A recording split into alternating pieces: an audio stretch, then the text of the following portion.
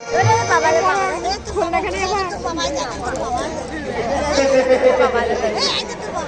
আমি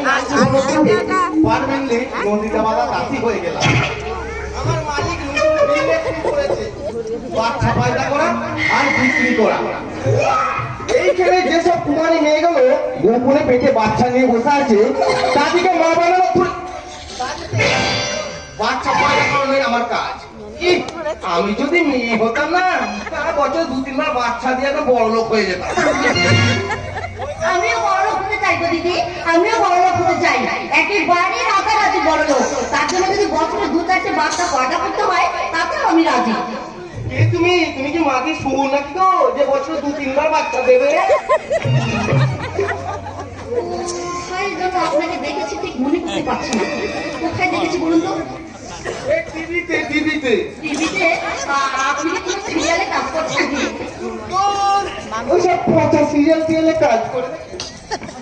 আসলে সারাদিন দেশে বাচ্চা বিক্রি করা গোল পড়ে গেছে। আর বড় বড় নার্সিং হোমে তো ওই মরা করে পেটে বাচ্চা দিয়ে আসল বাচ্চাকে বিক্রি করে দিচ্ছে। ওরকমই আমি একবার বাচ্চা বিক্রি করতে গিয়ে ধরা খেয়ে গেছিলাম। কিন্তু পুলিশের হাত থেকে ছাড়া পেলেন কি করে? ট্যাক্স দিয়ে?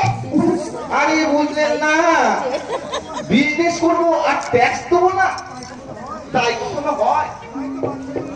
তাই তো বাচ্চাগুলো নিয়ে এই সদর দরজা দিয়ে ঢুকলাম আর যেখানে যা ট্যাক্স দিয়ে দিলাম আর খিড়কি দরজা দিয়ে বেরিয়ে গেলাম বাচ্চা নিয়ে। তারপর মোটা দামে বাচ্চাটাকে বিক্রি করে দিলাম। তাই বুঝি? আমাদের এই দেশের পুরো আইনের জন্যই সব। এই দেশে 18 বছরের নিচে বিয়ে করলে গুরুতর কেস, 18-র নিচে রেপ করলে নাবালকি কারবার। অভিযোগ যে দেশে এমএ পাস করা বেকার ছেলেরা রাস্তায় ফেফা করে ঘুরে বেড়ায় আর মাধ্যমিকে ফেল নেতা মন্ত্রীরা শাসনের চেয়ারে বসে তাদের শাসন দণ্ডটাকে নিজের পকেটে পুরে রাখে। এই দেশের শাসন ব্যবস্থা তো এমনই হবে। এরকম পাগল মানুষকে রেখেছেন কেন?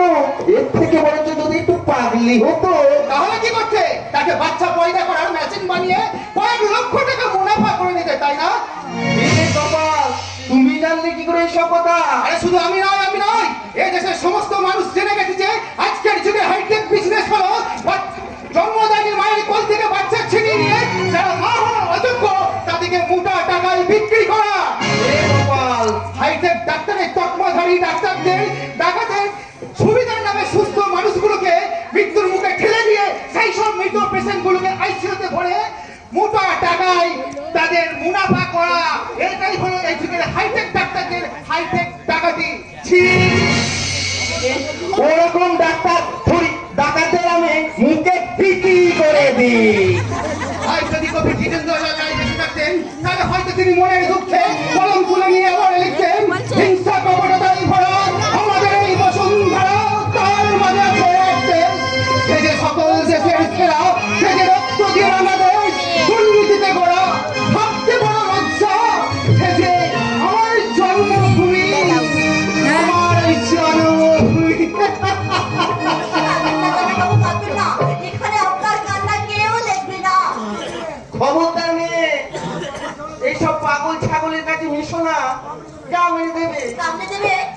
হ্যাঁ গো মেয়ে, পাগলা কুকুরে কামড়ালে হয় জলাতঙ্ক, আর এরকম পাগলে কামড়ালে হয় পোলাতঙ্ক।